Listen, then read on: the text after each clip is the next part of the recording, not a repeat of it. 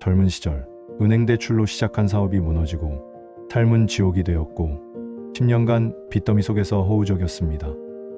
심지어 자살하는 사람들이 부러울 만큼 절망의 끝에 서 있었습니다.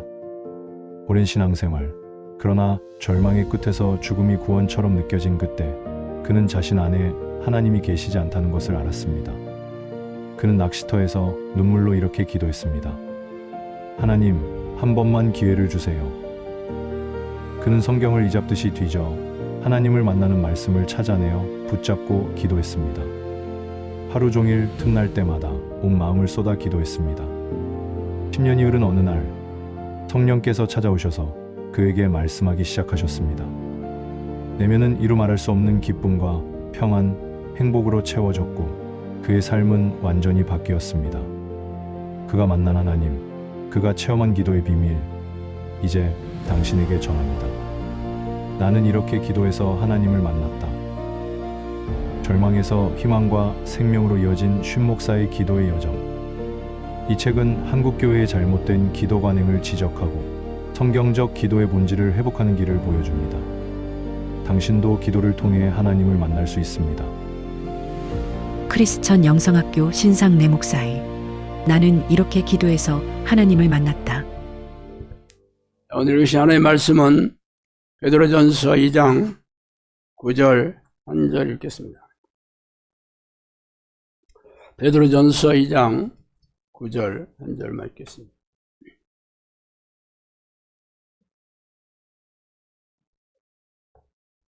베드로전서 2장 9절 다 찾으셨으면 한 목소리로 읽어보겠습니다. 그러나 너희는 택하신 족속이요 왕같은 제사장이요 거룩한 나라요 그의 소유가 된 백성이니 이는 너희를 어두운 데서 불러내어 그의 귀한 빛에 들어가게 하신 이의 아름다운 덕을 선포하게 하려 하심이라. 아멘.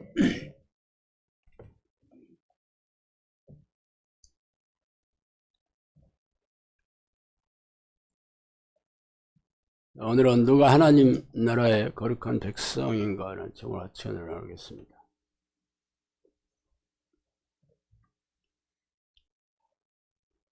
현대 시대가 되기 전 봉건 시대에는 나라를 다스리는 왕이 있었죠. 그 왕은 절대 권력을 가지고 그 왕의 입에서 나오는 말이 곧 법이었습니다. 그러나 현대 시대에 들어와서는 입헌 군주제를 채택하고 있죠. 입헌 군주제라는 말은 헌법에 의해서 통치한다라는 거죠. 물론 지금도 왕이 통치하는 나라가 전 세계 약 28개국 정도 됩니다. 그렇지만 그 왕들은 뭐 상징적이고 의례적인 역할을 하고 있죠. 대표적인 그 왕이 영국의 찰스 지금 3세인가 그렇죠. 일본의 나루히토 천황도 여전히 천황이라고 불리고 있습니다. 스웨덴의 구스타프 공왕도 있고 네덜란드나 노르웨이나 덴마크나 벨기에 이런 나라들도 왕들이 상징적인 나라의 수장으로서 의미를 가지고 있지만 실제적으로는 입헌 군주제를 채택하고 있습니다. 그러나 여전히 절대 군주제 혹은 강력한 군주권을 가진 국가도 있습니다. 그 사우디아라비아 국왕은 입헌 군주제가 아닙니다. 국왕이 얘기하는 게 그 나라의 법이에요. 사우디아라비아만 아니라 오만이나 카타르, 이 오만이라는 나라가 엄청 오만하잖아. 하여튼 국왕이 워낙 오만해가지고 자기가 말하는 게 전부 법이다라고 지금도 그러고 있습니다. 바레인이나 아랍에미리트 이 나라들은 전부 그 왕 또는 술탄이 사람들이 술을 타갔나 어쨌나 그렇습니다. 어쨌든 근데 대부분의 나라들은 헌법에 의해서 나라를 다스리고 왕이 있다 하더라도 그냥 의전을 행사하는 상징적인 의미로서의 왕입니다.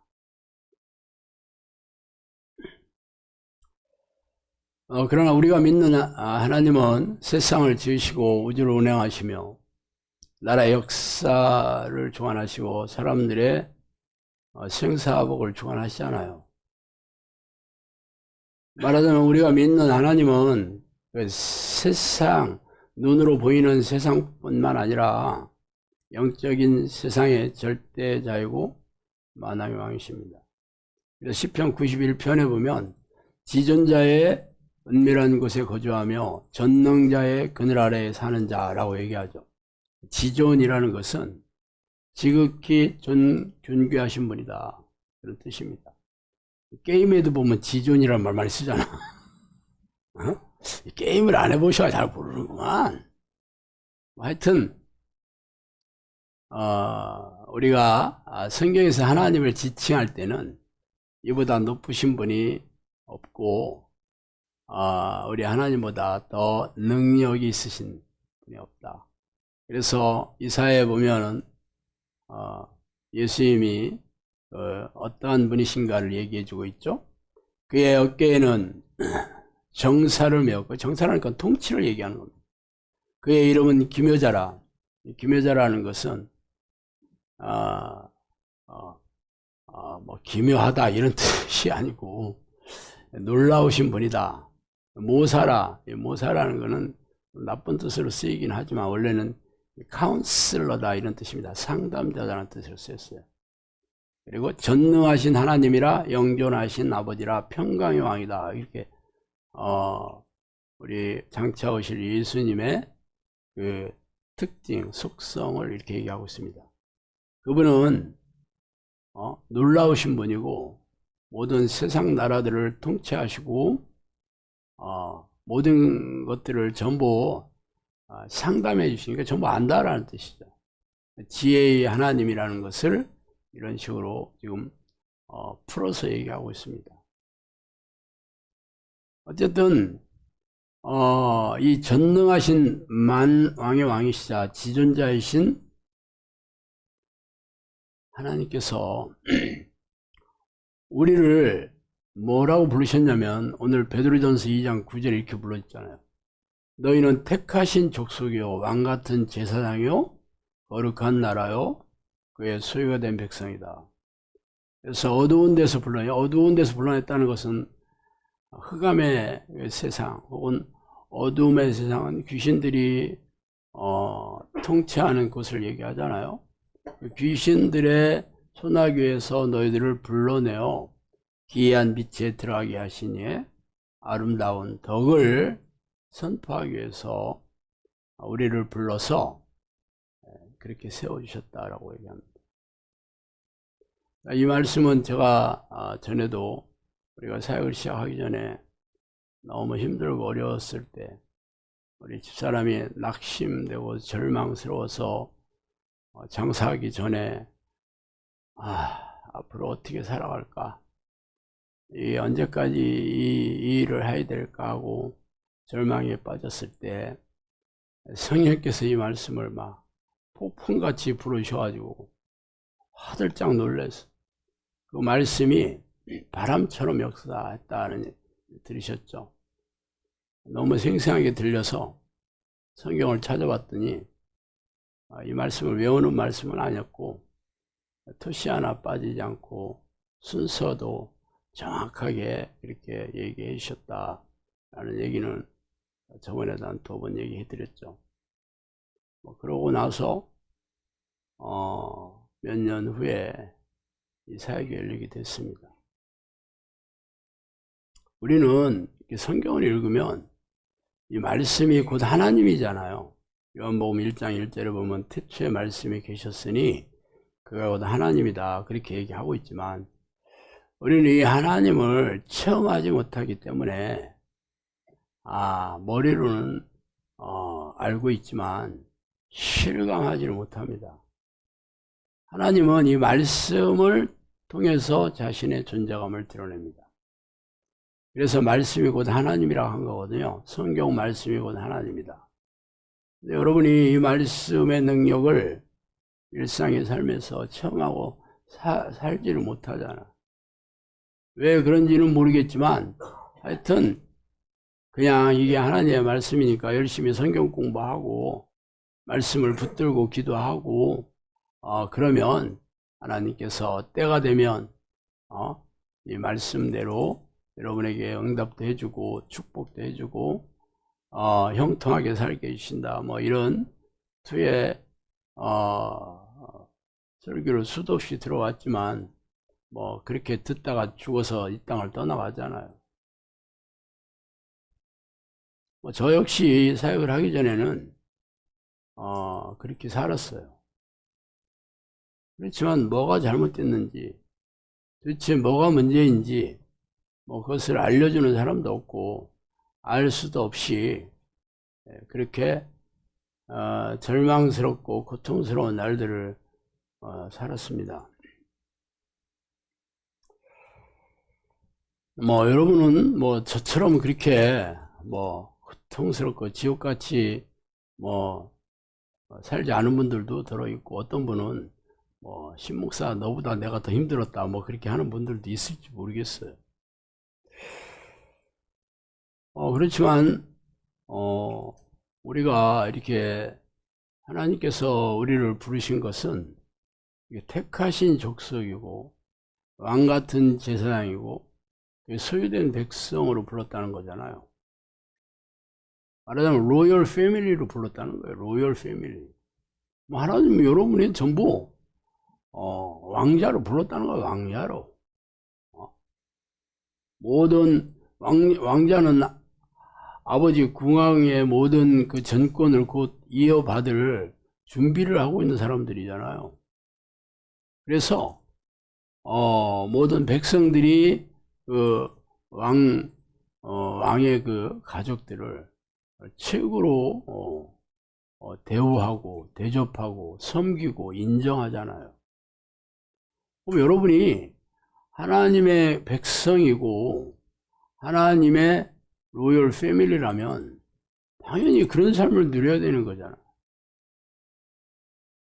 그런데 그런 삶을 누리는 사람들이 거의 없다는 게 우리가 마주한 차가운 현실입니다. 그러면 이 성경에서 말하는 이 하나님의 나라, 하나님이 나라, 하나님이 다스리고 통치하시는 나라가 곧 하나님의 나라, 혹은 하늘나라, 한자어로 줄여서 천국이라고 부르고 있습니다. 근데 사람들은 이 천국이 우리가 죽어서 가야 될 곳이고 예수님께서 우주의 한쪽 끝에 세워놓으신 아름다운 신도시다. 뭐 그렇게 생각하고 있지만 성경에는 그렇게 얘기하지 않습니다. 하나님의 나라는 어떤 세계, 또 다른 세계에 있는 영역을 가리키는 게 아니고 하나님의 통치 그 자체를 하나님의 나라라고 얘기하는 겁니다. 하나님의 통치. 물론 문맥에 따라서 이미 시작된 하나님의 통치도 얘기하고 또 장차 오게 될 예수님의 통치도 얘기합니다. 우리가 새하늘과 새 땅에 들어가게 되면 예수님이 통치하시는 그 새로운 통치도 우리가 경험하게 될 거지만 아직도 우리가 그것은 경험하지 못했잖아요. 어쨌든 통치를 얘기해요. 그래서 그 통치가 어떤 통치인지 문맥에 따라 좀 다르게 쓰이긴 하지만 분명한 것은 지금 과거나 현재나 미래에 상관없이 하나님의 통치를 하나님의 나라다 그렇게 얘기합니다. 그래서 여호와를 자기 하나님으로 삼은 나라 곧 하나님의 기업으로 선택된 백성은 복이 있다 이렇게 얘기합니다. 여호와를 자기 하나님으로 3은 나라나 하나님의 기업이 똑같이 쓰이고 있어요. 그래서 바리새인들이 물어보잖아요. 하나님의 나라가 어느 때 우리에게 임하게 되냐라고 물으니까 예수님께서 하나님의 나라는 볼 수 있게 임하는 것이 아니요 또 여기 있다 저기 있다고도 못하리니 하나님의 나라는 너희 안에 있느니라 이렇게 얘기하잖아요. 누가복음 17장 20, 21절에서 하나님의 나라는 우리가 눈으로 보고 이렇게 체험하는 이런 우리가 알고 있는 이런 나라가 아니고 어떤 장소가 아니다. 하나님의 나라는 우리가 죽어서 또 우주의 한쪽 끝에 있다거나 뭐 어디에 있다거나 뭐 땅 밑에 있다고 하는 사람도 있더라고. 뭐 땅 밑에도 있대. 뭐 어디에 있대. 뭐 주장하는 거야. 뭐 자유지만 성경에서 그렇게 얘기하고 성경에서 뭐라고 얘기하는 게 중요한 거잖아요. 성경은 장소를 얘기하지 않는다. 하나님의 나라는 너희 안에 있다 그러면 하나님이 나를 통치하신다 그러면 내 안에 하나님의 나라가 이루어진 거다 이렇게 얘기하죠. 그런데 이 하나님의 나라를 성경에는 다양하게 비유로 설명합니다. 하나님의 나라를 무엇으로 비교할까? 마치 여자가 가루 서말성에 갖다 넣어 전부 부풀게 한 누룩과 같으니라. 이스트라고 해요. 이스트. 이스트의 특징은 조금만 집어넣어도 엄청나게 커진다는 게 이스트잖아요. 우리가 빵을 굴 때 이스트를 넣게 되면 부풀어서 빵이 부드럽게 되잖아요. 이스트를 넣지 않은 빵은 당연히 딱딱하잖아. 딱딱합니다. 그래서 절을 기릴 때 우리가 애굽에서 유월절 할 때 그때는 이스트를 넣지 않은 빵을 가지고 몽골로 기념하는 것으로 유월절을 기념하잖아요. 딱딱한 빵이죠. 밀가루가 굳어있다 보면 됩니다. 밀가루가 굳어 엄청 딱딱해. 이스트를 집어넣으면 부풀어 올라서 커진다. 커진다는 뜻으로도 계속 얘기하고 있습니다. 또 이르시되 하나님의 나라는 사람의 씨를 땅에 뿌린 것 같으니 그가 밤낮 자고 깨고 하는 중에 씨가 나서 자라되 어떻게 그리 되는지를 알지 못하느니라. 땅이 스스로 열매를 맺되 처음에는 싹이요 다음에는 이삭이요 다음에는 이삭의 충실한 곡식이라. 열매가 익으면 곧 나절되나니 이는 추수 때가 이르렀습니다. 말하자면 이 하나님의 나라는 씨를 뿌린 것 같이 작은 알갱이에 불과하지만 이 천국이 우리가 알지 못하는 사이에 이게 싹이 나오고 꽃이 피고 열매를 맺어서 추수를 하게 된다. 어쨌든 이 하나님의 나라는 그냥 처음부터 있는 그대로 있는 게 아니고 엄청나게 엄청난 열매를 맺고 엄청나게 커진다라고 얘기를 하는 게 이게 하나님의 나라예요. 그럼 여러분 안에 하나님의 나라가 이루어진다며. 여러분이 그렇게 살아야 되는 거 아니에요? 근데 매 교회 평생 다녔어도 내 안에 천국이 이루어졌음을 믿으라고 얘기하고 성령이 내 안에 들어와 계신다는 걸 믿으라 하지만 이게 아무런 변화도 없고 아무런 느낌도 없고 무능하고 무기력하게 그렇게 교회만 왔다 갔다 하는 사람이 대부분입니다. 그게 무슨 하나님의 나라가 이루어진 거예요, 그게. 지금 내가 얘기하잖아요, 천국이. 천국이 어떤 곳이냐면, 씨앗이 하나 딱 내 마음에 하나님이, 들어오셔서 씨앗이 되시는 거예요. 그러면 내 안에서 씨가 발화가 돼서 싹이 나고, 꽃이 피고, 엄청나게 많은 열매를 맺는다. 여러분들은 그게 실감이 나지 않죠? 성령님께서 20년이 전 세월에 저한테 오셔가지고 그렇게 얘기했어요. 내가 너를 통해서 영혼구원 사역을 하겠다. 그렇게 얘기하시잖아요. 제가 그동안 교회 다니면서 뭐 전도를 전혀 안 한 건 아니죠. 어느 때는 진짜 막 열심으로, 이렇게 제가 인쇄소에 가서 이런, 전도 그 문구나 그림을 새겨가지고, 인쇄를 해서 지금처럼 뭐 복사가 이렇게 뭐 원활할 때가 아닙니다. 그래서 그거 가지고 만나는 사람들한테 계속 전도도 많이 했는데, 한 명도 그걸 보고, 교회에 온 사람은 없었어요. 물론,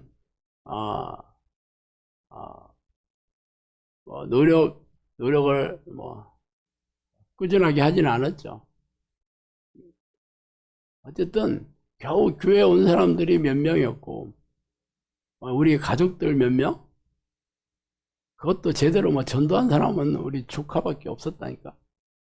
또 뭐 어리니까 내 말 듣지, 성인인데 말 안 듣잖아. 교회를 데려가긴 했어요, 내 동생들도. 심지어는 500원씩 줘가면서. 오래전 얘기 500원 지금 한 2, 3천 원 정도? 한 5천 원 정도 가치가 있는지는 모르겠네. 근데 우리 동생들이 결혼 안 했을 때니까, 서울에서 직장을 잡아서 우리 집에서 잠시 있었는데, 그러니까, 우리 집에서 빈대 붙어서 먹고 살아야 되니까 집주인 말을 들어야지. 우리, 집사람이 굉장히 또 동생들한테 좀 잘했어요. 시동생들한테 아주 잘했다고. 그러니까 우리 동생들이 우리 형수를 꼬박 좋아했어요. 그러니까 교회 가져가니까, 갔지. 지금도 잊어먹지도 않아. 갔다 와서 내 동생이 물어봤어요. 형, 라면 하시겠습니까? 뭐야, 라면 하시겠습니다. 그래서 뭐가 라면 하냐 했더니, 우리 목사님이 말끝마다 아멘 하시겠습니다. 뭐 하면 또 아멘 하시겠습니다. 이렇게 얘기를 하는데, 내 동생 교회 처음 가보니까 이게 무슨 라면을 하겠다는 얘기야. 기가 막혔어요. 어쨌든, 교회 마치고 다 만화방에 가더라고.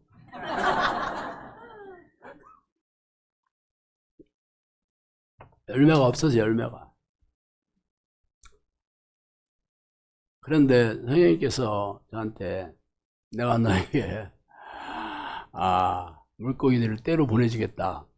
앞으로 내가 너를 사람을 낚는 어부 뭐 베드로에게 한 얘기를 저한테도 해주셨어요. 아니 그동안 내가 열심을 냈을 때도 열매가 없었는데 다 망해가지고 빚더미에 있어 겨우 원룸에서 방문 저가 화장품 방문 판매해서 하루 먹고 살았는데 뭐 그런 얘기 해주시니까 좀 웃기잖아, 그죠? 내가 잘 나갈 때 그랬다 그러면 그래 하나님께서 나에게 또 능력을 주시고 사람 붙여주나 보다. 내가 또 열심히 하니까 이쁘게 보였네. 그러겠는데 하여튼 인생 다 망하고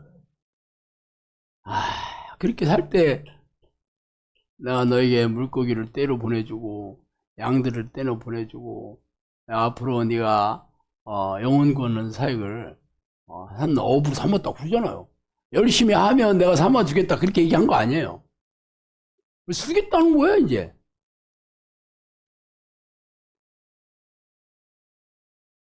그 뒤로 거의 10,000명에 가까운 사람들이 영상학교 왔습니다. 이 시골에 제가 오라고 한 사람 한 명도 없어요. 물론 제가 다음 카페에 칼럼도 쓰고 유튜브 동영상도 만들긴 해요. 그렇지만 개인적으로 제가 아마 안달 복달 해가지고 겁박 주고 밥 사준다고 하고 그래서 오게 한 사람 한 명도 없습니다.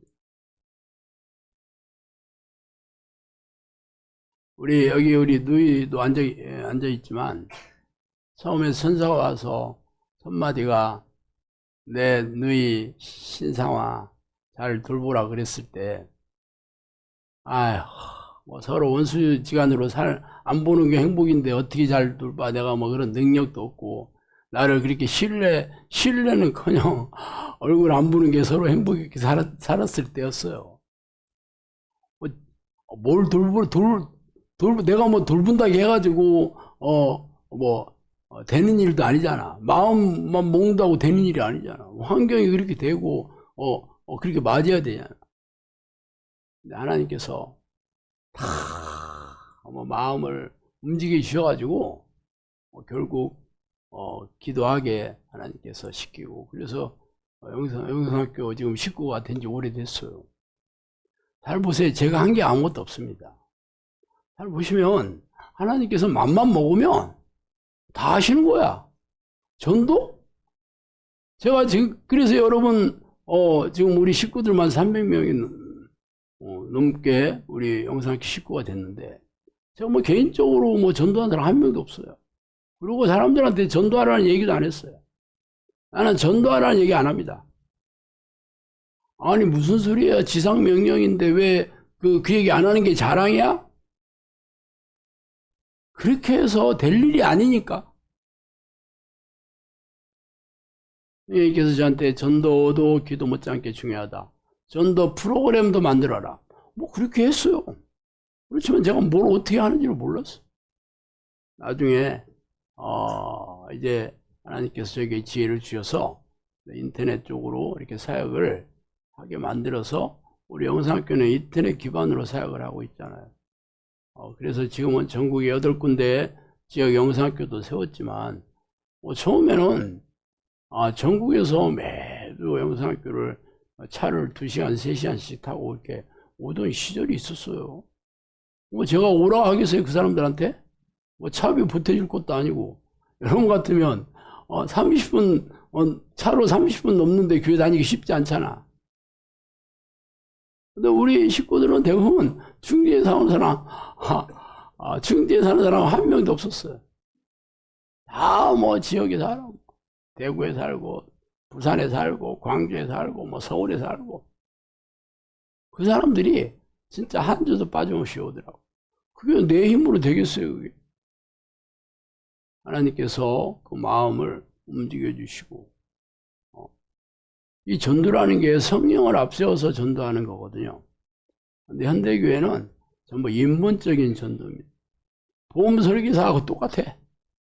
가서 선물 나눠주고, 생수 나눠주고, 스펙 나눠주고, 그리고 안 믿는 사람 전도하나? 이사 온 사람들, 신도시 새로 분양해가지고 이사하면 거기 쫓아다니면서 우리 교회, 우리 목사님 설교가 얼마나 쫀득쫀득한데요. 우리 교회 좋아요. 와보세요. 그게 무슨 전도야, 그게. 전도는 얘기하잖아요. 어두운 데서 불러내서. 사도 바울에게 얘기한 것처럼 어둠에서 빛으로 사탄의 권세에서 사로잡혀 있는 영혼들을 구해내서 하나님의 나라로 돌리는 게 영혼구원 사역입니다. 그거는 당연히 귀신을 쫓아내고 귀신들이 일으킨 질병을 치유하고 이 사람들의 삶의 문제를 성령의 능력으로 해결해 주면서 해야 되는 거잖아. 우리 교회 와서 설교들을 열심히 듣고 은혜 받으면 되는 거야, 그게? 한국 교회는 전부 성령의 능력이 없기 때문에 인본적으로 기독교 종교 집단밖에 안 되는 거예요. 그게 무슨 하나님의 교회입니까? 하나님의 교회는. 그래서 처음에 그 씨앗이 제 안에 들어왔잖아요. 성령께서. 그래서 일을 하신 거야. 그 씨앗이 발화가 돼서 싹이 나고 꽃이 피고 열매가 맺어서 그 얘기를 하신 지 한 13, 14년 됐거든요. 그래서 지금 요만큼 된 거야. 자, 지금 성경에서 얘기했잖아요. 그 하나님의 나라는 이스트다. 집어넣으면 이게 커진다. 겨자씨가 들깨 씨앗만큼 하거든요. 들깨 씨. 오리엔탈 소스에 보면 그 겨자씨가 들어가 있습니다. 쪽에서 들어가 있죠. 들깨 씨만 해. 그런데 나중에 그 씨가 발화가 되면 무려 2m, 3m까지 커진다고 하더라고. 사실은 나무는 아니에요. 1년생, 1년생 말하자면 풀이지. 그래서 그게 커진다는 거야. 오죽하면 새가 거기에 둥지를 틀 정도다. 그렇게 예수님이 얘기하잖아요. 엄청나게 커져가지고 많은 열매를 맺게 되는 게 그게 하나님의 나라야. 제가 제 예를 말씀드리는 거는 내가 아무리 전도하고 해도 열매가 없어. 그거는 왜 그래? 내 안에 하나님의 나라가 임하지 않았으니까 그렇죠. 교회만 열심히 다니고 나는 성령이 계신 줄 알았지만 그건 내 생각이었다 이거지. 착각에 불과하지. 대부분의 교인들이 다 그래 착각하면서 교회 다니는 거야. 열매도 없고 능력도 없는데도 그게 믿음이야. 어쨌든 성령께서 저한테 얘기를 해주셨어. 들어왔다 믿습니다도 아니야. 와서 내가 앞으로 너를 통해서 영혼구원 사역을 하겠다. 내가 양들을 때로 보내주겠다. 보내주겠다는데 내가 전도할 필요가 뭐 있겠어요. 오나 안 오나 보자 그랬던 거죠. 제가 여기 농가주택 처음 시작할 때 여기 사람들이 오겠어? 이 시골에? 그때 여기 신리면 노인네들이 한 5,000명 살았는데 10년 지나니까 3,000명 산다 하더라고. 지금 2,000명 다 돌아가셨나 봐. 아니 내가 대전에 있을 때 거기야 인구가 많고 그러니까 혹 모르지만 아니 이 시골에 이게 사람이 생각해도 이거 말도 안 되는 거 아니야? 이게 누가 봐도 이건 미친 짓 아니야?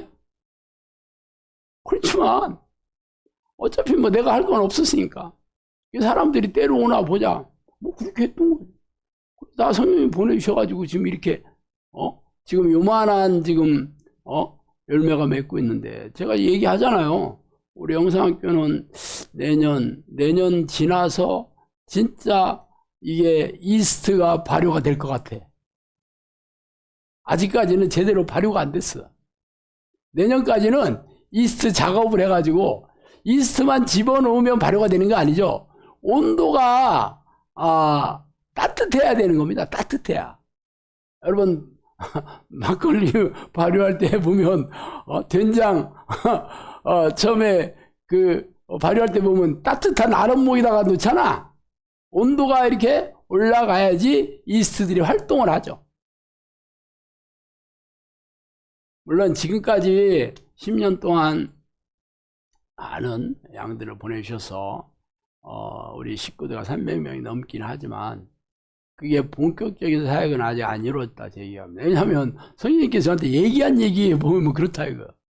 내가 한국교회 정확하게 기도의 불이 꺼져가는 침체기에 침체된 한국교회를 내가 우리 집사람하고 저밖에 없을 때니까 내가 너를 통해서 불씨로 삼아서 한국교회 성령의 불길을 일으키겠다는 얘기와 전 세계에 흩어져 있는 영혼들을 부르시겠다 그랬어요. 네가 앞으로 비행기를 타고 다니면서 일하는 날도 온다 그렇게 얘기하신 거예요. 이게 아직 안 이루어졌잖아. 다른 것들은 다 이루어졌어요. 다 예언하신 말씀이 다 성취가 됐는데 이 두 가지만 아직 안 이루어졌잖아요. 그럼 아직 우리가 300명이 됐으니까 할렐루야 이제 다 됐나 보다. 우리끼리 맨날 이제 맛있는 거 먹고 어디 좋은 데 놀러 나가고 그러면 되겠네. 놀러 간 적은 없지만 이 사람들이 너무 많아서 놀러 가기 좀 어렵습니다. 관광버스 몇 대 빌려야 되지? 그러니까 아직 사역이 제대로 지금 시작이 안 된 거죠. 준비가 된 거 준비. 여러분들이야 지금은 그래도 영상학교가 몇백 명 됐고 유튜브 구독자가 한 20만 명 되고 이러니까 신목사가 그래도 믿는 구석이 있으니까 저 얘기 떠들지라고 하겠지만 이 얘기를 하실 때 처음 하실 때는 아무도 없을 때 얘기했어. 누구한테 얘기하면 뭐라 하겠어?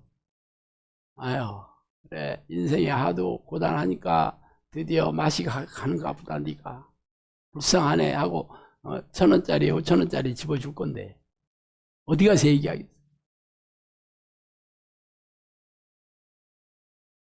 체험한 만큼 아는 겁니다. 체험한 만큼.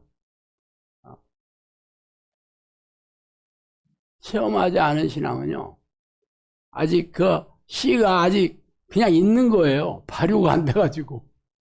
그게 씨가, 이게 싹이 터야 되는데, 씨가 그대로 있어. 그죠? 신라시대, 여러분, 경주 안압지에 그 옛날 연못이 나중에 발견됐는데, 거기에 연꽃 씨앗이 발견된 거예요. 그럼 몇 년 됐어? 지금 신라시대가 언제야? 고려가 500년, 조선이 500년. 신라시대가 3세기, 4세기 때.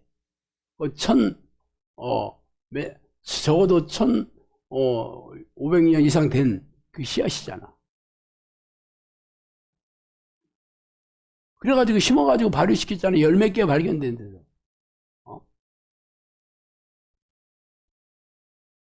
씨앗이 1000년이 됐어도 발화할 수 있는 환경이 아니니까 그냥 씨앗인 상태로 있는 거예요. 그런데 그것을 환경을 맞췄어. 자, 습도, 물도 촉촉하게 해야지. 물이 있어야지 발화가 되잖아요. 온도도 또 따뜻해야 되잖아. 그렇게 하니까 이게 첫 씨앗이 발화가 되기 시작했어. 하나님의 나라는 여러분 안에서 발화가 돼서 싹이 나고 꽃이 피고 열매가 맺지 않으면 하나님의 나라 아닙니다. 아직. 그냥 기독교인이에요. 기독교인. 부르신 건 맞아. 그렇지만 씨가 한 알갱이로 있는 상태입니다. 자, 그러면 또 다른 하나님의 나라? 하나님의 나라는 먹는 것과 마시는 것이 아니오 오직 성령 안에 있는 의와 평강과 일학입니다. 먹는 거 마신다는 뜻은 육체를 즐겁게 하는 일들이죠. 교회 가면 동호회 만들어가지고 놀러가고 요즘 가을 됐으니까 관광버스로 어디 뭐 선교회 제 남녀 선교회 놀러도 가고 뭐 교회 안에서도 뭐 동호회 만들어서 친교도 하고 뭐 그런 것도 좀 필요하긴 해요. 뭐 그런 게 전혀 필요 없다라는 얘기 아닙니다. 교제도 필요하겠지. 그렇지만 그거 자체가 하나님의 나라는 아닙니다. 그거는 부수적인 거죠. 해도 되고 안 해도 되는 거예요. 그럼 뭐라겠어요? 성령 안에 있는 의와 평강과 희락이다. 성령 안에 있는 의. 하나님의 의는 예수님이 이 땅에 오셔서 십자가에 우리의 죄를 대신해서 돌아가셨다는 게 하나님의 의입니다. 그 목적은 이 보혈의 공로를 의지해서 우리가 죄 씻음을 받고 죄와 싸워 이기는 자가 되게 하여 영원한 천국에 들어갈 수 있게 한 게 하나님의 의입니다. 그게 하나님의 의예요. 그러면 하나님의 의가 내 안에 이루어졌다는 것은 내가 더 이상 죄인으로 사는 게 아니죠. 죄가 나를 내 인생과 영혼과 내 가족들을 나를 고통과 불행에 빠뜨릴 수가 없습니다. 그게 하나님의 의가 내 안에 이루어진 상태입니다. 그래서 평강과 희락이다. 평안하고 기쁨. 평안과 기쁨이 내 안에 넘쳐나야 되는 거. 이게 내적인 평안, 내적인 기쁨이 있어야 된다는 거. 이게 하나님의 나라가 여러분 안에 이루어진 상태입니다. 근데 여러분 교회 다니는 사람과 교회 안 다니는 사람과 그 마음이 어때? 별 차이 없어. 평상시에는 잘 몰라. 그렇지만 부정적인 사건 사고가 생기고 우려하던 일, 걱정하는 일 한번 생겨봐. 그러면 예수 믿는 사람이나 안 믿는 사람이나 똑같이 반응해. 그게 무슨 하나님의 나라가 이루어진 그 증거야, 그게.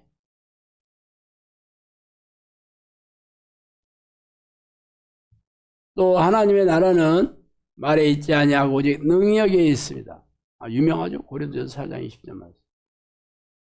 성령이 누천이는 하나님이 내 안에 계신데 성령의 능력이 나타나서 귀신을 쫓아내고 병을 고치고 사람들의 삶의 문제를 해결해 주지 못한다면 이건 하나님의 나라가 내 안에 이루어지지 않은 겁니다. 내가 만일 하나님의 손을 힘입어 귀신을 쫓아낸다면 하나님의 나라가 너희에게 임하였느니라. 성령의 능력으로 내 안에 귀신이 쫓겨나간다면 당연히 성령께서 작업하시는 거잖아. 하나님께서 일하시는 거잖아. 당연히 하나님의 능력이 일어나는 거니까. 하나님의 나라가 이미 내 안에 임하다는 것은 들어왔다 라는 얘기예요. 그래서 하나님의 나라는 능력이 있다. 이런 얘기는 여러분들이 성경을 읽을 때나 설교할 때 들어봤지만 그런 능력은 내가 원하는 것을 해주는 능력이야. 내게 능력 주시는 자 안에서 내가 모든 일을 할 수 있다. 여러분 집집마다 엄청나게 걸어놨어 그거. 하나님이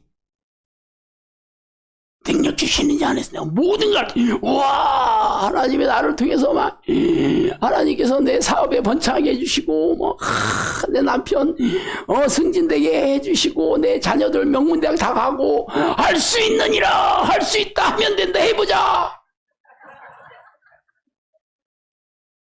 순복음교회에서 내가 아주 귀에 딱지가 맞게 들었어요.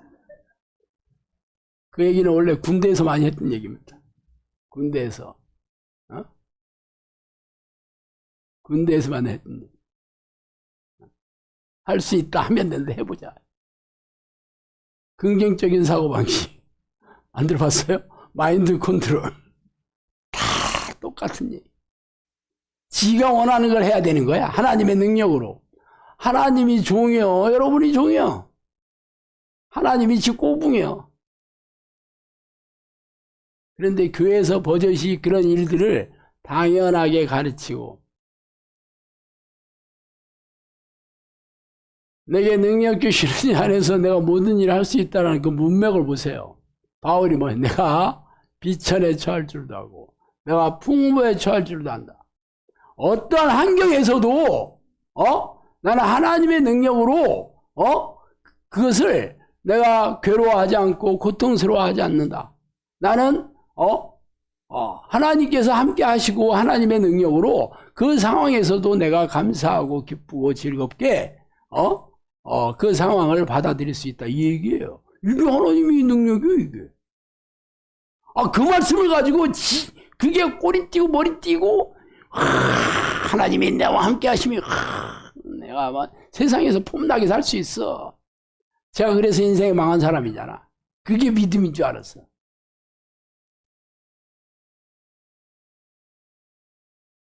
그럼 어떻게 해야 되냐, 어떻게. 좋아. 신목사 어떻게 해야 돼? 천국은 마치 밭에 감춘 보화 같으니 사람이 이를 발견하면 숨겨두고 기뻐하며 돌아가서 자기의 소유를 다 팔아 그 밭을 사느니라. 또 천국은 마치 좋은 진주를 구하는 장사와 같으니 극히 값진 진주 하나를 발견하며 가서 자기의 소유를 다 팔아 그 진주를 사느니라. 또 천국은 마치 바다에 치고 각종 물고기를 모는 그물과 같으니 그물이 가득하며 물가로 끌어내고 앉아서 좋은 것은 그릇에 담고 못된 것은 내버리니라. 세상 끝에도 이러하니라. 천사들이 와서 의인 중에서 악인을 갈라내어 풀무불에 던져 넣으리니 거기서 울며 이를 갈리라. 마태복음 13장 44절 50절 아주 유명한 비유죠. 천국을 얻으려면 어떻게 해야 된대? 네 소유를 다 팔아. 제자의 조건을 얘기했죠. 똑같은 얘기예요. 네 소유를 다 버려야 된다.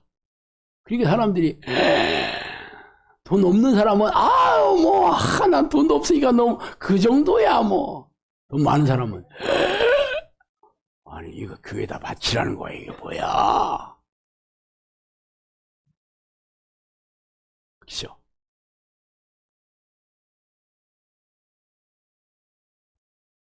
여기서 자기의 소유를 다 팔아 밭을 산다는 뜻은 자기의 모든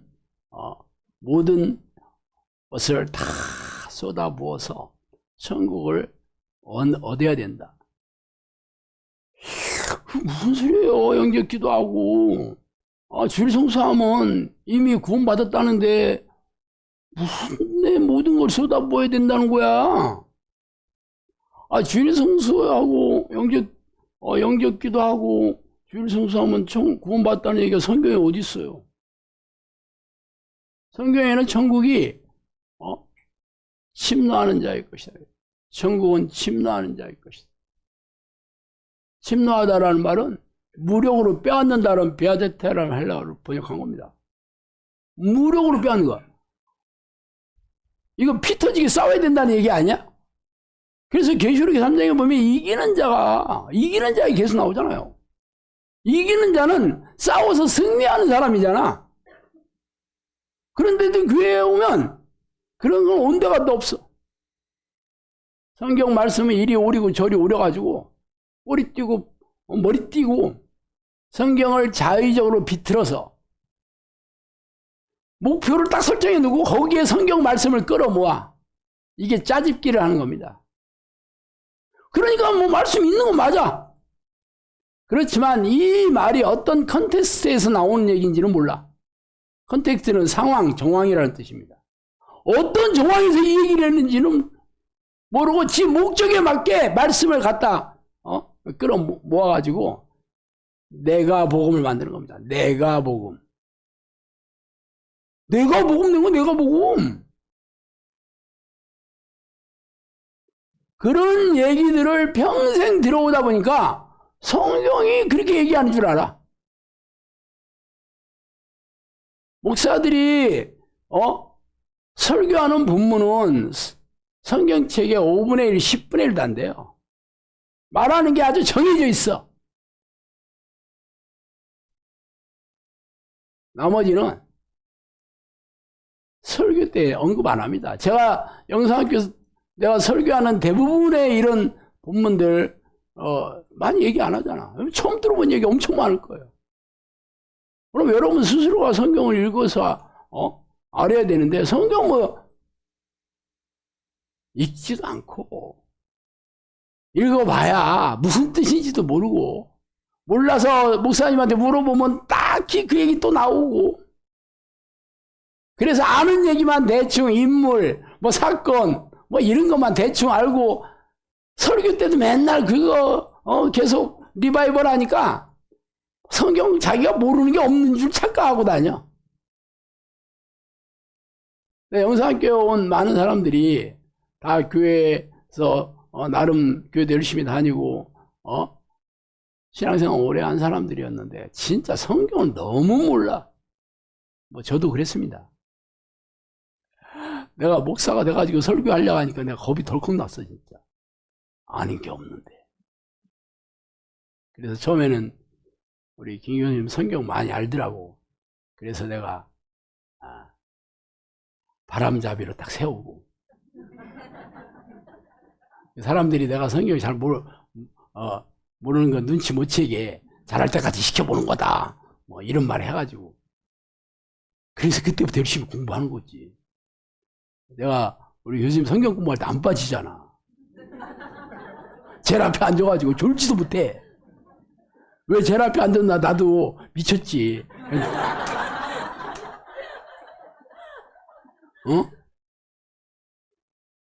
여러분은 그냥 영상교회에서 그게 별거 아니고 당연한 일이겠지만 어느 교회에서 담임 목사가 부교육자한테 성경 공부하는 거 들어봤어요? 들어봤으면 말해봐요. 말해봐. 내가 겸손해서가 아니고 금방 들통날 게 뻔하잖아. 사실 제가 기도하기 전에는 성경을 거의 읽질 않았습니다. 읽어봐도 재미도 없고 읽으려고 노력은 했는데 잘 안 돼. 내가 중고등부 교사로 10년 이상 했으니까 공과 공부 얼마나 안 했겠어요? 딱 공과책 가지고 읽어주는 수준이지 뭐 성경 안 읽어도 그 정도는 다 할 수 있잖아. 기도하면서 기도만 하니까 너무 지루해. 그래서 성경을 읽기 시작했습니다. 처음에는 그랬어요. 하루 종일 기도하는 게 막, 이것 좀 아니라고 봐. 뭐 너무 힘들어. 그러니까, 그러면, 기도와 비슷한 게 성경 읽는 거잖아. 그래서 제가 성경책을 가방에 넣어가지고, 사이다 두고 가방에 넣어가지고 다니면서 성경을 읽었어요. 그랬더니 이 기도를 하면 성령님께서 이 성경을 읽은 거를 쫀득쫀득하게 해주거든요. 옛날에는 성경 엄청 읽기 싫었는데, 성경이 재미있어지는 거야. 재미있어졌어요. 제가 그때 가지고 다녔던 성경이 헬라어 성경이었습니다. 재미있기 어렵겠지? 재미있기 어렵겠죠? 한국말도 재미없는데, 영어 성경도 쉽지 않은데, 헬라어 성경이 뭐가 재밌겠어? 근데 헬라어 성경이 재미있어지기 시작하다니까. 기가 막혔어요. 그렇게 하나님께서 제가 말씀을 읽을 때 기쁨과 평안을 주시더라고. 그러니까 그렇게 또 오랫동안 성경 읽었고, 또 제가 칼럼도 쓰고 책도 많이 썼잖아요. 성경 모르고 내가 불경을 인용하겠어? 아니면 공자 맹자를 인용하겠어요? 목사인데. 그러니까 당연히 성경을 또 그거를 책을 쓰기 위해서 읽은 건 아닙니다. 항상 기도와 말씀으로 살아간 거지, 인생을. 그때는 이 사역 안 할 때였으니까. 그렇게 성경을 매년 여러 번 읽게 되니까 성경이 좋더라고. 읽는 게 좋아. 누구한테 막 가르치려고 읽었던 건 아니에요. 지금도 제가 하루에 1시간 성경과 예언노트 읽는 시간을 정해놓고 하는데, 언제든지 성경 읽을 때는 즐겁습니다. 언제든지. 예언노트 읽기서 언제든지 즐거워요. 즐겁지 않으면 벌써 내가 기도가 부족한 겁니다. 기도가 떠내려갔거나, 아니면 내가 무슨 걱정과 염려나 뭐 이런 그런 생각들이 내 마음을 어둡게 할 때 빼놓고는 항상 즐겁습니다. 성경을 내가 읽는 걸 즐거워하지 않는다는 것은 이미 내 노란불이 켜졌다고 생각하고, 그리고 기도에서 빨리 끌어올립니다.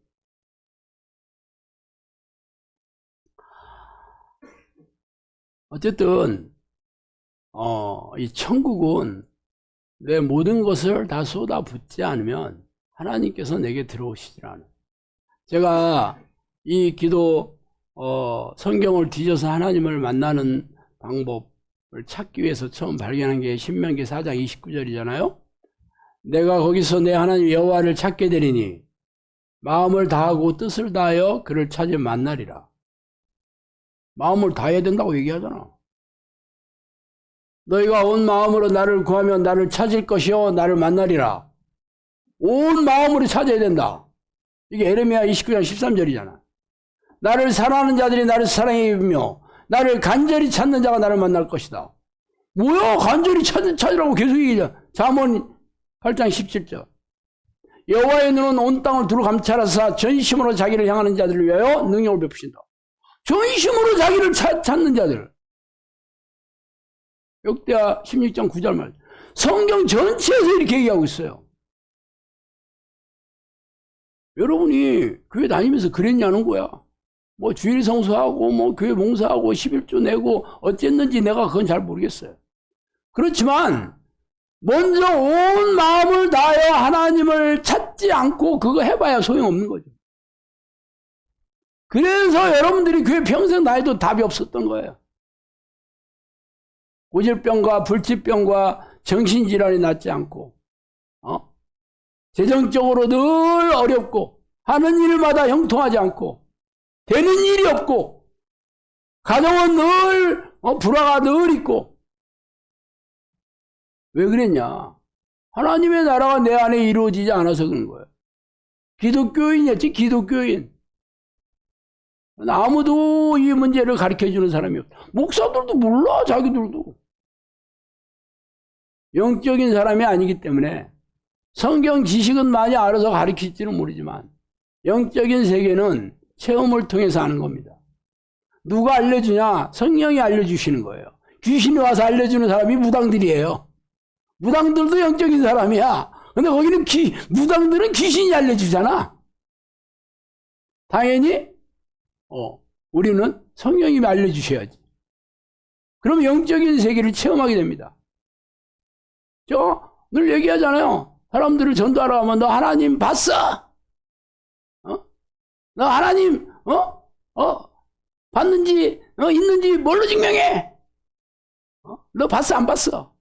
그렇게 얘기하면 여러분이 못 봤어. 찌그러지잖아. 성경에 뭐라고 되어 있어요? 하나님의 속성이 보이지 아니하시고예요. 그분은 사람 눈에 나타나는 분이 아니요. 이 영이야, 영. 귀신들도 나타나지 않습니다. 천사도 나타나지 않아.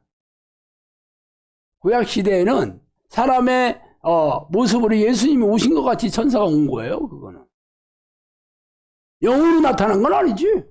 영은 안 보이는 거예요. 그러니까 체험을 통해서 하는 거죠. 체험을 통해서. 우리 영상교 처음에 기도 시작하면 막 이 귀신들이 막 드러나가지고 이게 뭐야 체험하기 시작해. 그러니까 아니라고를 못하겠는 거야.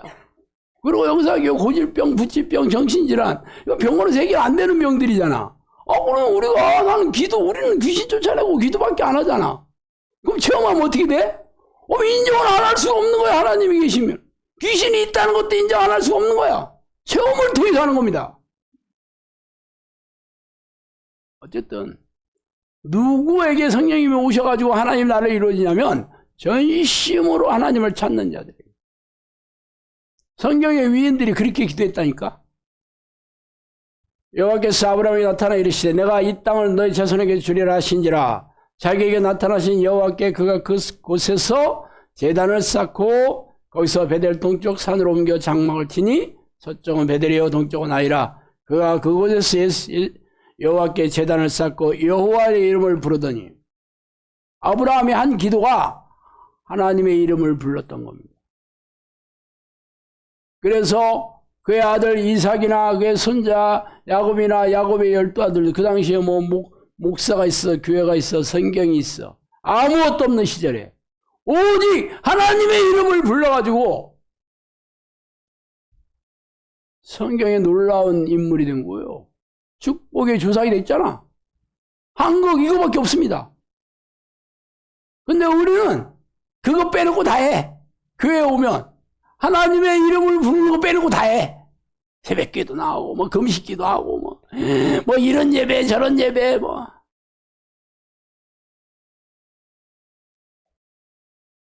그래서 웃기는 거죠.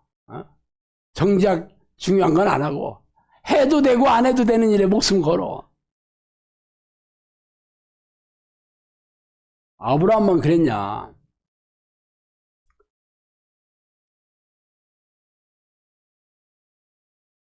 들어가 그들이 요한은 다락방에 올라가니 베드로, 요한, 야고보 이렇게 쭉 12 제자들과 야고보의 아들 여자와 예수의 어머니 마리아와 예수의 아우들과 더불어 마음을 같이 오로지 기도에 힘쓰라. 이게 사도행전 1장 13, 14절이죠.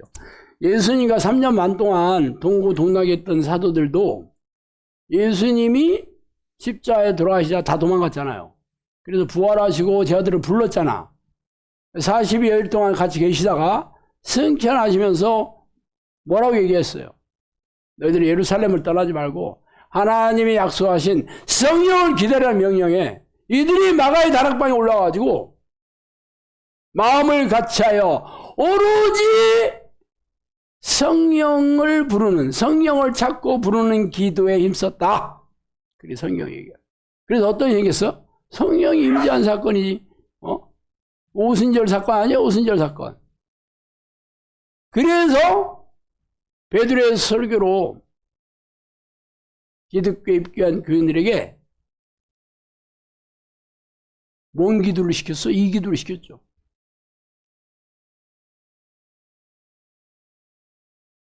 이 패역한 세대에서 구원을 받으라니 말을 받은 사람들이 세례를 받으면 이날의 신도의 수가 3,000이라 더하더라. 그들이 사도의 가르침을 받아 서로 교제하고 떡을 떼며 오로지 기도하기 힘썼다.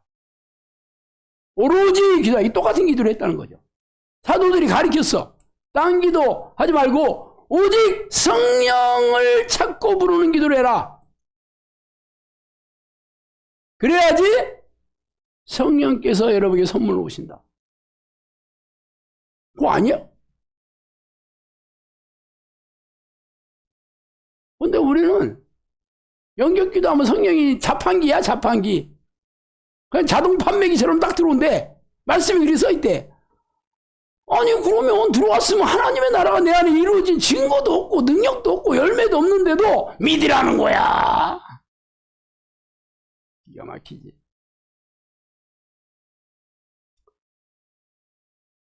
예수님이 마태복음 마지막 장 그 분모가 이 얘기입니다. 그러므로 너희는 가서 모든 민족을 제자로 삼아 아버지와 아들과 성령의 이름으로 세례를 베풀고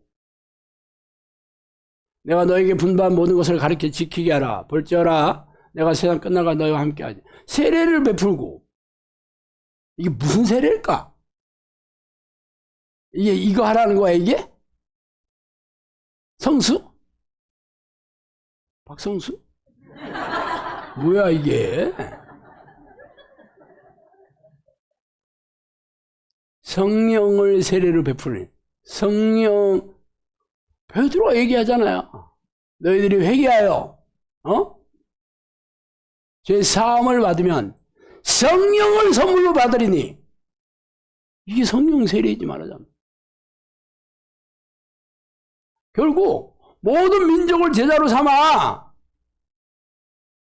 아버지와 아들과 성령의 이름으로 세례를 베풀어서 성령의 사람이 되게 해라.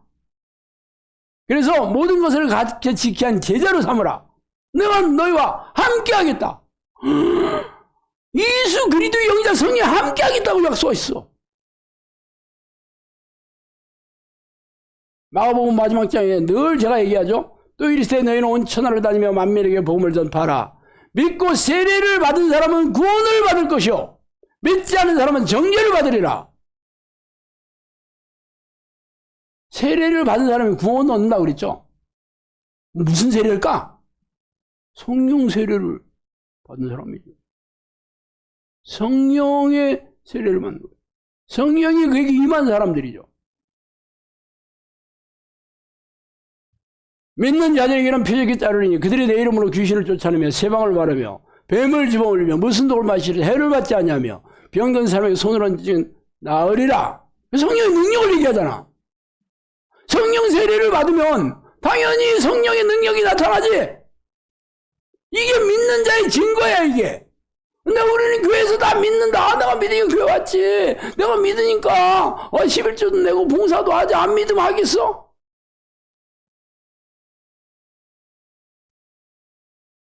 인본적인 믿음, 상식적인 믿음, 합리적인 믿음입니다.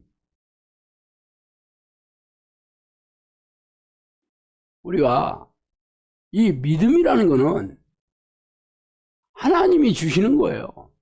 지혜 하나님이 주시는 거예요. 사랑 하나님이 주시는 거예요. 지식 하나님이 주시는 거예요. 모든 각종 은사들, 은사가 선물이란 뜻이거든요. 이게 선물은 내가 노력해가지고 뭐 벌어들인 게 아니잖아. 누가 주는 거에 선물 아니야. 은사라는 말이 선물이란 뜻입니다. 이게 전부 하늘로부터 오는 것들이에요, 전부. 고린도서 15장 읽어보세요. 믿음이 하늘로부터 내려온다고 얘기했지. 모든 좋은 것들은 하늘로부터 내려온다고 그렇게 돼 있어요. 그런데 내가 믿으니까 이건 뭐가 하늘로부터 내려온 거야, 이게. 지가 믿는 거지, 지가 확신하는 거지. 믿는 자들에게는 하나님의 선물이 내려와서 증명해 보여야 되는 겁니다. 왜 그런데 현대교회에서 한국교회에서는 이렇게 인본적이고 사변적인 성경 이해나 그냥 종교적인 의식, 예배의 의식을 반복하는 종교주의자들이 돼버리냐. 왜 그러냐면 이런 능력이 안 나타나니까. 만약에 이런 능력이 나타난 사람도 있고 안 나타난 사람이 있으면 둘 중에 하나는 분명히 뭔가 잘못됐다는 걸 알겠잖아요. 근데 다 없어. 다 없으니까 그럼 우리가 다 가짜라는 거야? 이 얘기는 못하지. 하나님이 다 교회를 불러주셨어. 여러분들은 나 하나님의 백성이에요. 구원받은 하나님 자녀 믿잖아. 다 구원받아요. 구원받았다는 걸 절대로 의심해서는 안 됩니다. 그리고 이런 능력 같은 건 없는 거야. 이거는요 초대교회 때나 있었던 거. 지금은 성경이 완성된 이 시대는 더 이상 필요 없어요. 우리가 그 건물을 짓 때 처음에 포크레인 불러다가 토파기 할 때는 포크레인이 필요하잖아요. 그 당시에는 이런 성령의 능력이 필요했어요. 그렇지만 지금 집 다 졌거든요. 완성됐어요. 성경이 완성됐기 때문에 지금은 이렇게 주일 성수하고 예배 드리고 그러면 되는 거예요. 누가 다 집 졌는데 포크레인 들고 와가지고 깨부실 일이 있어요. 그러니까 맞는 얘기네. 성경에 그런 얘기가 어디 있어. 근데 다 신학자들의 얘기를 받아들여서 교단 교리로 삼아서 은사 중지론자, 특히 장로교 개혁신앙 은사 중지론자, 한쪽에서는 은사 지속론자가 순복음교회잖아. 거기는 은사는 맞는데 이게 귀신들이 넣어주는 속이는 은사들을 분별을 못해가지고 콩인지 팥인지 모르고 어디나 다 속고 있는 거야. 여기는 이래서 속고 저기는 저래서 속고 다 자의적으로 해석해. 자기에게 맞게. 자기가 진짜니까 자기가 제대로 됐다고 생각하고 거기에 말씀을 끌어붙여. 근데 감사하게도 영상학교는 처음부터 성령님이 와서 다 얘기해 주셨어. 다 얘기해 주셨어. 한국 교회가 제가 십몇 년 전에 성령님이 그러시더라고. 앞으로 교회가 다 무너질 것이다. 기가 막혔어요. 그때는 안 무너졌을 때였어요. 지금 십몇 년 지났는데 지금 엄청나게 무너지고 있어. 어디 가서 제가 이 얘기를 했겠어요. 가면 미쳤다는 소리 딱 듣기 좋았는데.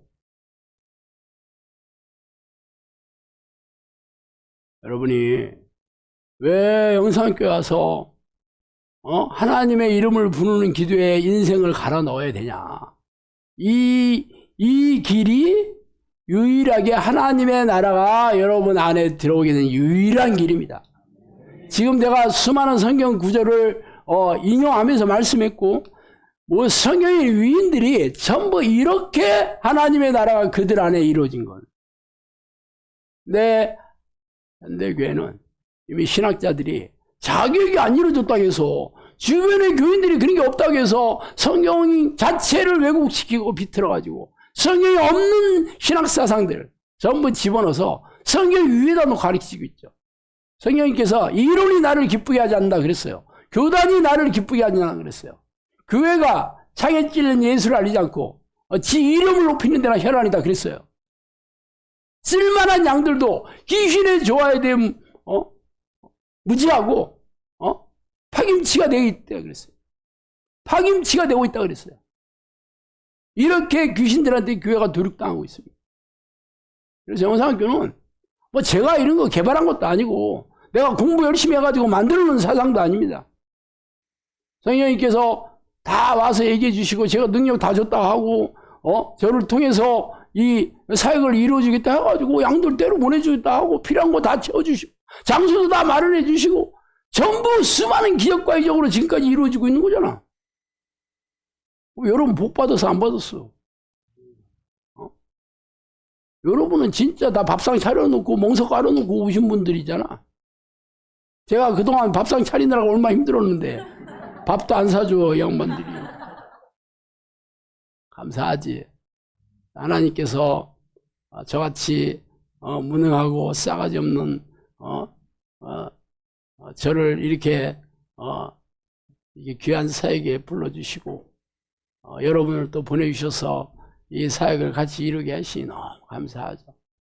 여러분이 진짜 영상학교 사역은 성경 그 자체로만 가르칩니다. 성경에 벗어난 얘기 안 가르쳐요. 성경에 없는 얘기를 여러분들이 진짜 성령의 능력과 성령의 열매가 있는지를 분별하시면 됩니다. 귀신에 대한 것들은 성경에 자세히 안 나오잖아요. 하여튼 성경하고 다르다. 그러면 영산교가 다 가짜입니다. 어떤 거 맞는 것도 있고 틀린 것도 있다. 이것도 무리가 없습니다. 성경은 100% 똑같아야 됩니다. 근데 우리 교회는 요거는 성경적인데 요거는 아니에요. 그럼 가짜입니다. 하나님은 완벽하신 분이에요. 온전하신 분입니다. 물타기 없습니다.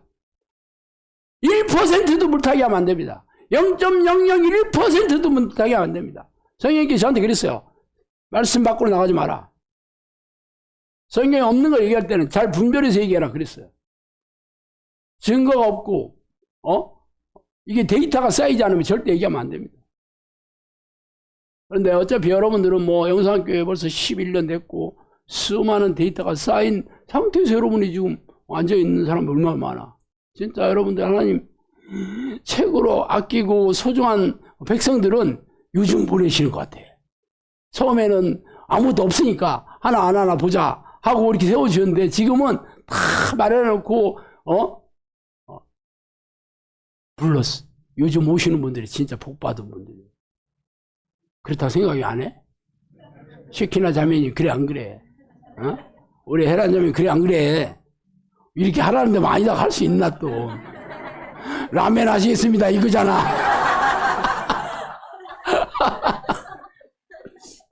어쨌든 지금까지 한 게 중요하지 않습니다. 오늘부터 그런 일이 더 이스트가 계속 발효가 돼서 천국이 계속 확장해야 됩니다. 이제부터 우리가 하나님께 사역을 제대로 시킬 때가 됐습니다.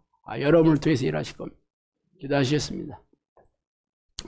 하나님 아버지 감사합니다. 하나님 우리 같이 이렇게 참 하나님 모실 때 아무 쓸데없는 이 무익한 종들을 아름다운 양이라고 불러주셔서 이 거룩한 이 사역을 맡겨주셨으니 감사합니다. 하나님 우리가 참 부족하고 우리가 연약하고 어리석고 미련하지만 우리가 충성스럽게 우리가 이 사역을 감당할 요긴한 정으로 저희들을 사용하여 주시옵소서. 감사하고 예수 그리스도 이름으로 기도합니다.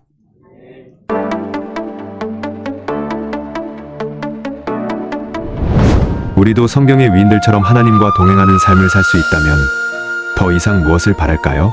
하나님이 과거의 하나님이 아니라 현재도 살아 계시는 하나님이며 성경 속 위인뿐 아니라 지금의 우리에게도 동일하게 나타내시는 분이라면 동행이라는 말 역시 우리에게도 가능한 표현임에 틀림없죠. 그렇지만 하나님과 동행하는 삶에 대한 것이 어떤 느낌인지조차 모르고 있는 게 현실이죠.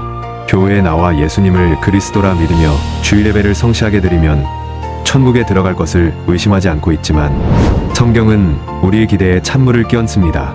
예수님을 믿지 않고는 천국에 들어갈 수 없겠지만 그것은 단지 필요 조건에 불과하지 필요 충분 조건이 아니라는 것이죠. 과연 천국에 들어갈 수 있는 남은 조건은 무엇일까요? 당신에게 이 땅에서의 삶은 짧고 유한하기에 영원한 삶이 무엇인가 깨닫고 추구하며 하나님과 동행하고 싶다는 마음의 소원이 있다면 이 책이 하나님과 동행하는 길로 인도해주는 한 줄이 빛이 될 거예요. 신 목사의 어떻게 하나님과 동행할 것인가? 전국의 온오프라인 서점에서 만나보실 수 있습니다.